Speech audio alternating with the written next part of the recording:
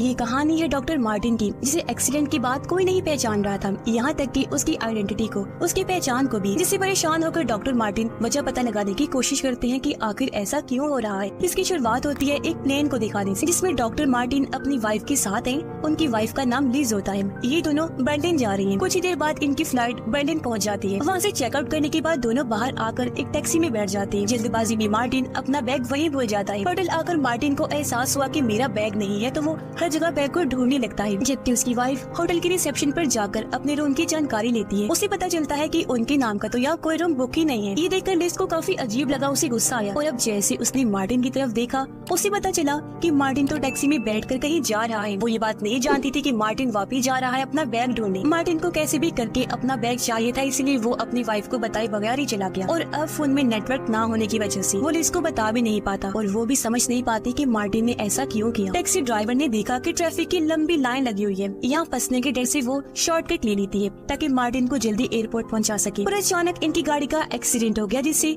गाड़ी पुल के नीचे नदी में गिर जाती है। जल्दी जल्दी ड्राइवर गाड़ी का कांच तोड़कर मार्टिन को बाहर निकालती है, पर तब तक वो काफी जख्मी हो गया था। एक्सीडेंट का पता लगते ही यहाँ मेडिकल टीम आ गई और वो मार्टिन को उठाते हैं, जबकि टैक्सी ड्राइवर यहाँ से चली जाती है। मार्टिन की हालत देखकर उसे हॉस्पिटल में दाखिल कर लिया जाता है, जहाँ 4 दिन बाद मार्टिन को होश आया। डॉक्टर उसे बताते हैं कि आप पिछले 4 दिन से कोमा में थे। मार्टिन अभी भी काफी हैरान और परेशान था, इधर उधर अपनी वाइफ को ढूंढने लगता है। फिर डॉक्टर से पूछता है क्या मेरी वाइफ नहीं आई यहाँ। डॉक्टर ने उसे बताया कि हमें नहीं पता था कि आपकी वाइफ भी है, हमें तो आपका नाम तक नहीं पता था, क्योंकि आपके पास ही हमें आपकी आईडी भी नहीं मिली। आपको कोई ढूंढने भी नहीं आया, जिससे हमें लगा कि आपका कोई नहीं है। ये कहकर वो मार्टिन को उसका सामान देते हैं। मार्टिन ने अपनी घड़ी को देखा, तब उसे याद आया कि ये तो लिज ने मुझे गिफ्ट दी थी। फिर वो अपने डैड की दी हुई डायरी देखता है, जिसमें कुछ वर्ड्स लिखे हुए थे जो हमेशा उसकी डैड बोला करती थी, साथ ही कुछ नंबर्स भी थे। तभी मार्टिन टीवी चलाता है, उसे एक कॉन्फ्रेंस की जानकारी मिली। तब उसे याद आया कि मैं भी इस कॉन्फ्रेंस में जाने वाला था, जो बहुत जरूरी है और अब कैसे भी करके मुझे वहाँ जाना होगा। इसलिए वो निकलने लगा, पर डॉक्टर उसे मना करते हैं कि आपकी हालत अभी ठीक नहीं है, आपको आराम की जरूरत है, तो आप मत जाइए। लेकिन मार्टिन मना कर देता है। तब डॉक्टर उसे अपना नंबर देते हुए कहते हैं कि अगर कोई भी मसला बने तो मुझसे राब्ता कर लेना। और मार्टिन वहाँ से निकलकर होटल आ जाता है। रिसेप्शन पर आकर उसने कहा कि मुझसे अपने रूम की चाबी गुम हो गई है। तभी वो वहाँ लिज को देखता है। उसने लिज के पास जाने की कोशिश की, पर गार्ड ने उसे रोक दिया। गार्ड मार्टिन से उसकी आईडी मांगता है। मार्टिन ने कहा कि मेरे पास आईडी कार्ड तो नहीं है, पर ये लड़की मेरी वाइफ है, इसलिए गार्ड उसे लिज के पास ले गया। लेकिन ये क्या, लिज तो उसे पहचानने से इनकार कर देती है। पर जब मार्टिन जिद करने लगा तो वो दूसरे आदमी को वहाँ बुला लेती है, जो बताता है कि असली मार्टिन हैरिस मैं हूँ। ये सुनकर मार्टिन पूरी तरह से हैरान रह गया। उसे समझ नहीं आती कि यहाँ क्या चल रहा है और अब मैं क्या करूँ। इसीलिए मैनेजर उसे वहाँ से ले जाता है और सारी बात क्लियर करने के लिए वो मार्टिन को सीसीटीवी की फुटेज दिखाकर बताता है कि देखो, लिज यहाँ अकेली आई थी, जिसके बाद वो दूसरा आदमी मार्टिन हैरिस आया था। इस पर वो मूवी के आगे बढ़ने से पहले चैनल को सब्सक्राइब करें। कहते हैं पर असली मार्टिन हैरिस मैं हूं, ना कि वो आदमी। मैनेजर कहता है इस बारे में मैं तो कुछ नहीं जानता, आपको एम्बेसी जाना होगा, वहीं आपको आपके सारे सवालों के जवाब मिलेंगे। पर जब इन्हें पता चला कि एक फेस्टिवल की वजह से एम्बेसी अगले कुछ दिन तक बंद रहेगी, तो मार्टिन मायूस होकर वहाँ से चला जाता है। वो एक छोटे से होटल में आता है, पर वहाँ भी उसे पासपोर्ट न होने की वजह से रूम नहीं मिलता। मार्टिन अपने दोस्त को कॉल करके सब कुछ बताता है जो कुछ उसके साथ हो रहा है। तभी उसने नोटिस किया कि एक गाड़ी सुबह से मेरे पीछा कर रही है। वो घबरा गया, जल्दी से मेट्रो में आकर बैठ जाता है और अपनी डायरी में भी वो सब चीजें लिखने लगता है जो उसे याद है। स्टेशन पर उतरने के बाद वो उस टैक्सी को देखता है जिसमें उसका एक्सीडेंट हुआ था। वो फौरन टैक्सी वालों के पास जाकर उसके बारे में पूछता है। वो लोग बताते हैं कि हाँ, वो टैक्सी एक लड़की चलाती है जिसका नाम जीना है और इस टाइम वो एक बार में काम करती है। मार्टिन फौरन उस बार में चला गया, जहाँ जीना उसे कहती है कि मुझे तुमसे कोई बात नहीं करनी, तुम चले जाओ यहाँ से। लेकिन मार्टिन फिर भी कोशिश करता रहता है उससे बात करने की, मगर जब जीना नहीं सुनती तो वो वहाँ से हॉस्पिटल के लिए निकल जाता है प्रोफेसर से मिलने के लिए। लेकिन उसने देखा कि प्रोफेसर के साथ वहाँ दूसरा मार्टिन खड़ा है। उसे गुस्सा आ गया, वो दोनों पर चिल्लाने लगा। कहता है कहीं तुम लोग मेरे खिलाफ साजिश तो नहीं कर रहे। इस पर दूसरा मार्टिन भी गुस्से में आकर कहता है तुम फजूल बातें कर रही हो, असली मार्टिन हैरिस मैं हूँ। यहाँ दोनों प्रोफेसर को अपने अपने बारे में बताने लगते हैं। उनकी सारी बातें सेम थी, कोई फर्क नहीं था।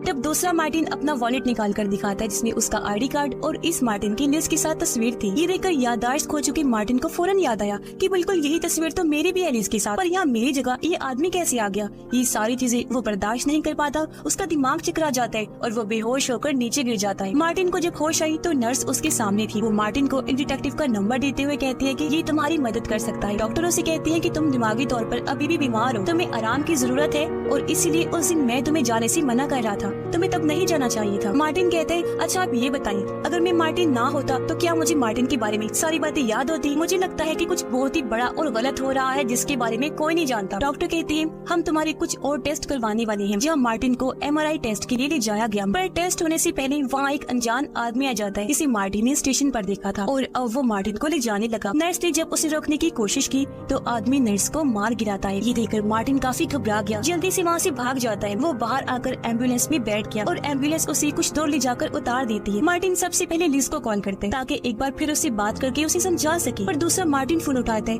इस बात से परेशान होकर वो फोन रख देता है। तभी उसे याद आया कि नर्स ने मुझे एक डिटेक्टिव का नंबर दिया था, इसलिए मार्टिन फौरन डिटेक्टिव से मिलने गया। उसे सारी बात बताकर कहता है कि मेरी मदद करो और मेरी आइडेंटिटी पहचान दुनिया के सामने लेकर आओ। वो डिटेक्टिव को अपनी डायरी देते हैं जिसमें उसके डैड के लिखे हुए लफ्ज और नंबर्स थे। डिटेक्टिव पूछता है तुमने आखिरी बार बात किससे की? मार्टिन बताता है कि टैक्सी ड्राइवर से। डिटेक्टिव ने कहा तुम एक बार मेरी बात करवाओ टैक्सी ड्राइवर से, क्योंकि उसकी बात सुनकर ही मैं सारा खुलासा कर सकता हूँ। इसलिए मार्टिन अपने पैसे और सामान रखे जीना के पीछे चला जाता है। वो उसे कहता है कि एक बार बस तुम डिटेक्टिव से बात कर लो प्लीज, इससे मेरी मदद हो जाएगी। और मुझे तो ये समझ नहीं आ रही थी कि उस दिन तुम वहाँ से भागी क्यों, जबकि तुम तो लीगल वर्कर हो, गैर कानूनी तो काम नहीं कर रही ना। फिर अब तुम बस एक बार मेरे डिटेक्टिव से बात कर लो, फिर से तुम्हें परेशान नहीं करूंगा। जबकि उधर डिटेक्टिव एयरपोर्ट पर कॉल करके किसी से जानकारी ले रहा होता है। असल में उसे एक कत्ल की साजिश के बारे में जानकारी मिली थी। पता चलता है कि वो साजिश अरब के प्रिंस के लिए हो रही है, जिस पर हाल ही में हमला हुआ है, यानी कोई उसे मारना चाहता है। मार्टिन जीना को अपनी घड़ी देते हुए कहता है बस एक बार बात कर लो, जिसके लिए वो मान जाती है और मार्टिन को लेकर अपने घर आ जाती है। या जीना ने उसे बताया कि मैं लीगल वर्कर नहीं हूँ, बल्कि मेरे पास भी पेपर्स नहीं है। मैं दिन रात मेहनत करके पैसे जोड़ रही हूँ ताकि अपने पेपर्स बनवा सकूँ और जितने जल्दी हो सके यहाँ से निकल जाऊँ। मार्टिन जब बाथरूम में था तो तभी जीना का दरवाजा बजा। उसने जैसे दरवाजा खोला तो लोग जबरदस्ती अंदर घुस आए। वो जीना पर हमला कर देते हैं और एक आदमी उसे पकड़ लेता है, जबकि दूसरा मार्टिन को ढूंढने लगता है ताकि उसे मार सके। लेकिन मार्टिन, जिसे पहले उनके आने की खबर हो चुकी थी, वो खिड़की के जरिए यहाँ से भाग गया था। वो आदमी खिड़की से बाहर आकर हर जगह मार्टिन को ढूंढने लगा, पर जब उसे वो नहीं दिखा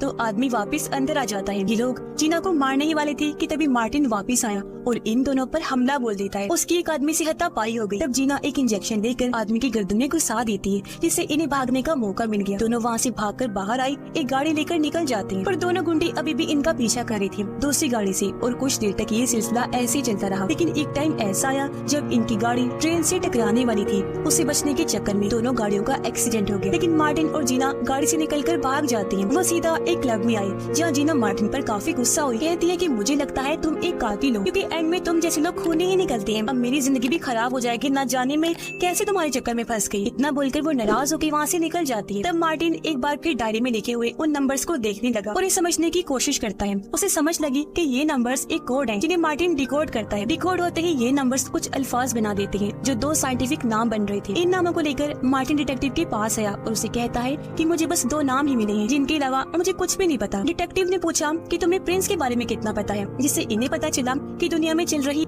मूवी के आगे बढ़ने से पहले चैनल को सब्सक्राइब करें। भुखमरी गुर्बत को लेकर एक मीटिंग होने वाली है, जिसमें प्रिंस भी आएगा और कोई मार्टिन का नाम इसलिए इस्तेमाल कर रहा है ताकि उस मीटिंग में वो प्रिंस के करीब आ जाए और मौका मिलते ही उसे मार दे। जो जानकर मार्टिन भी अपनी प्लानिंग शुरू कर देता है। वो जीना को लेकर वहाँ से निकल गया। कहता है कि मैं अब लिज का पीछा करना चाहता हूँ, क्योंकि मुझे पता है वो एक एग्जीबिशन में जाने वाली है और उसे जरूर कुछ पता है। एग्जीबिशन की बिल्डिंग के बाहर पहुँचकर वो जीना को वही छोड़ता है और लिज का पीछा करते हुए अंदर चला जाता है। तभी यहाँ दूसरा मार्टिन भी आ गया, इसलिए जीना फौरन मार्टिन को कॉल करके कहती है कि अलर्ट रहना। मार्टिन लिज के पास आ गया। वो कहती है कि तुम मेरा पीछा क्यों कर रहे हो? मार्टिन कहता है मुझे याद है मैं तुम्हारे साथ यहाँ आया था, ये सब तुम क्या कर रही हो और क्यों कर रही हो? इस पर वो कहती है कि अगर मैं ऐसा नहीं करूँगी तो वो हम दोनों को मार देगा, और अगर तुम्हें तुम्हारे सवालों के जवाब चाहिए तो अपना खोया हुआ ब्रीफकेस ढूंढो। जो बोलकर वो यहाँ से चली जाती है। तभी यहाँ जीना भी आ गई और ये दोनों यहाँ से निकल जाते हैं। तभी डिटेक्टिव के पास एक फोटो की मेल आती है। फोटो में उसने मार्टिन और लिज को देखा, यानी वो एक साथ ही एयरपोर्ट पर आए थे, जिससे वो समझ गया कि इसका मतलब है मार्टिन सच बोल रहा है और कोई बड़ी साजिश चल रही है। तभी डिटेक्टिव के पास मार्टिन की दोस्त की कॉल आई। वो डिटेक्टिव को कहता है कि मार्टिन के बारे में मुझे आपसे कुछ बातें करनी है, मैं उसकी आइडेंटिटी भी साबित करूंगा, तो बताइए हम कहाँ मिलेंगे। डिटेक्टिव उसे अपने घर बुला लेते हैं, पर जल्दी उसे एहसास हो गया कि मार्टिन का दोस्त एक कातिल है और अब ये मुझसे सारी जानकारी निकलवा लेगा, इसलिए वो अपने चाय में जहर मिला लाकर अपनी जान ले लेता है क्योंकि वो इस कातिल के हाथों मरना नहीं चाहता था। मार्टिन जीना को लेकर एयरपोर्ट आ गया जहाँ उसे अपना खोया हुआ ब्रीफकेस मिल जाता है। इसके साथ साथ उसका पासपोर्ट और बहुत सारे पैसे भी। जीना कहती है कि ये जगह बिल्कुल भी महफूज नहीं है, हमें यहाँ से चलना चाहिए, पर मार्टिन ने इनकार कर दिया ये कहकर कि मैं कहीं नहीं जा सकता क्योंकि लिज ने मुझे यही इंतजार करने को कहा था। वो बहुत सारे पैसे जीना को देते हुए कहता है कि तुम चले जाओ। पैसे लेते ही वो यहाँ से निकल जाती है। तभी मार्टिन के पास उसका वही दोस्त आया, कहता है कि मैं तुम्हारी मदद करने आया हूँ, अब मैं सब ठीक कर दूंगा। जीना जब टैक्सी के लिए लाइन में लगी हुई थी तो उसने देखा कि कुछ लोग जबरदस्ती मार्टिन को अपने साथ ले जा रहे हैं। तो वो जल्दी से एक टैक्सी चुरा कर मार्टिन वाली गाड़ी का पीछा करती है। मार्टिन का दोस्त उसे एक सुनसान जगह पर ले आया था और उसे पीटने लगता है। फिर बताता है कि सब कुछ हमेशा परफेक्ट अच्छा होते आया है, तुम अपने काम बहुत अच्छे से करते थे पर इस बार न जाने तुम्हें क्या हो गया। ये कहकर वो उसे बताता है कि तुम मार्टिन हैरिस नहीं हो, ये सारी मन गढ़ंत कहानियां हैं, सारी चीजों को मैंने प्लान किया, तुम्हें मार्टिन बनाकर यहाँ बेचने वाला भी मैं ही हूँ, पर तुमने सब कुछ खराब कर दिया। इतना बोलकर वो मार्टिन को मारने की तैयारी करता है। तब मार्टिन उससे पूछता है, अच्छा अब ये बताओ कि मैं आखिर हूँ कौन। वो जवाब देता है कि तुम एक पेशावर कातिल हो,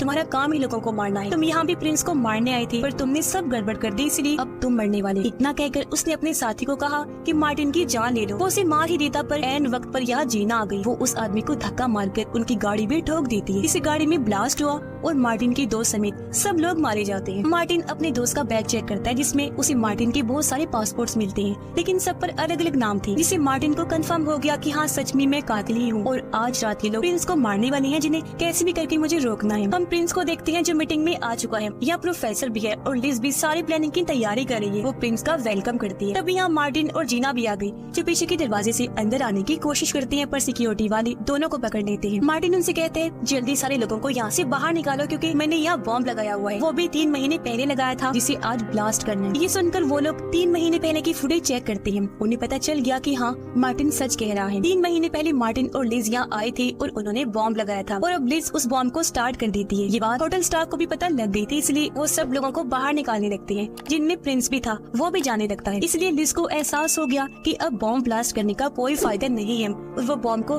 डीएक्टिवेट करने के लिए चली जाती है। तब यहाँ मार्टिन प्रोफेसर को देखता है जो अपनी दोनों बेटियों के साथ आई हुई थी। मार्टिन को दोनों बच्चियों के नाम पता चलते हैं, जो वही साइंटिफिक नाम थे जो उसे अपनी डायरी के कोड को डिकोड करने से पता चले थे। तब मार्टिन को समझ आ गया कि इन लोगों का टारगेट प्रिंस नहीं है बल्कि प्रोफेसर है, क्योंकि ये लोग प्रोफेसर की रिसर्च को हासिल करना चाहते हैं, क्योंकि ये एक ऐसी रिसर्च है जिसमें दुनिया की गुर्बत एक ही झटके में खत्म हो सकती है। पर हाँ अगर ये रिसर्च गलत हाथों में चलेगी तो बहुत बड़ी गड़बड़ हो जाएगी। तो आज ये लोग कैसे भी करके प्रोफेसर को मार देंगे, इसलिए मार्टिन प्रोफेसर के पास जाने लगा उन्हें बचाने के लिए। तभी दूसरा मार्टिन भी आ जाता है प्रोफेसर को मारने के लिए, पर रास्ते में जब दोनों का सामना हुआ तो उनकी खतरनाक लड़ाई होने लगती है। इसी बीच लिज भी बॉम्ब तक पहुंच गई, लेकिन बॉम्ब को डीएक्टिवेट करने से पहले बॉम्ब फट गया और लिज की मौत हो जाती है। मार्टिन भी दूसरे मार्टिन को मार देता है और जीना इस वाली मार्टिन को लेकर बाहर आई। इस हादसे में सिर्फ लिज की जान ही गई थी, जबकि बाकी सब लोगों को बचा लिया गया था और मेन आदमी प्रोफेसर को भी। प्रोफेसर जल्दी अपनी कॉन्फ्रेंस को पूरा करके दुनिया को एक नई फसल के बारे में बताते हैं, जिसकी तादाद इतनी ज्यादा हो गई कि दुनिया में गुर्बत, खाने पीने की किल्लत खत्म हो जाएगी, जिससे सब लोग बहुत ज्यादा खुश हो जाते हैं। मार्टिन जीना को एक नकली पासपोर्ट बनवा कर देता है और अपनी भी एक दूसरी आइडेंटिटी, जिसके बाद दोनों वहाँ से निकल जाते हैं अपनी जिंदगी के नए सफर पर, जहाँ वो एक साथ रहने का फैसला करते हैं और ये कहानी भी इधर ही खत्म हो जाती है। मूवी पसंद आई तो लाइक करे, कमेंट करे, चैनल को सब्सक्राइब करना ना भूले।